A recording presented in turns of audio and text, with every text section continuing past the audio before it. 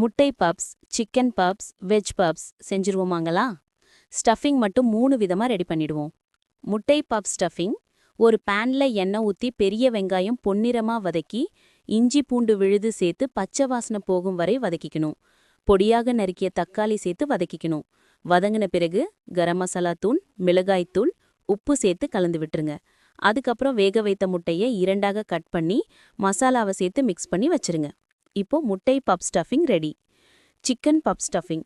Boneless chicken எடுத்து மிக்சியில் அரைத்து எடுத்துக்குவோம். இப்போ ஒரு பேன்ல எண்ணெய் விட்டு பொடியாக நறுக்கிய வெங்காயம் வதக்கி இஞ்சி பூண்டு விழுது சேர்த்து வதக்கவும். சிக்கன் மசாலா, மிளகாய்த்தூள், மல்லித்தூள், மிளகுத்தூள், மஞ்சள் தூள், உப்பு சேர்த்து கலந்து விட்டுருங்க. அதுக்கப்புறம் அரைத்த சிக்கன் சேர்த்து 10 மினிட்ஸ் வேக வைத்து கருவேப்பிலை மல்லித்தழை தூவி இறக்கி வச்சிருங்க. Chicken stuffing ready. Veg puffs stuffing. வேக வைத்த உருளைக்கிழங்கு மசித்து வைத்துக்கொள்வோம்.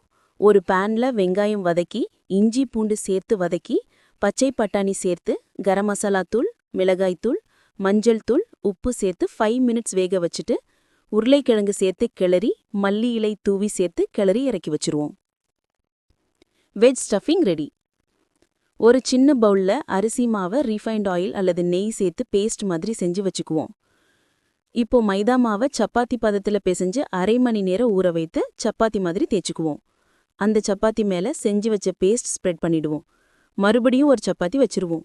மறுபடியும் பேஸ்ட் ஸ்ப்ரெட் பண்ணிடுவோம். மறுபடியும் ஒரு சப்பாத்தி வச்சு செஞ்சு வச்ச ஸ்டஃபிங்கை உள்ள வச்சு சூடான எண்ணெயில பொரிச்சு எடுத்துருங்க.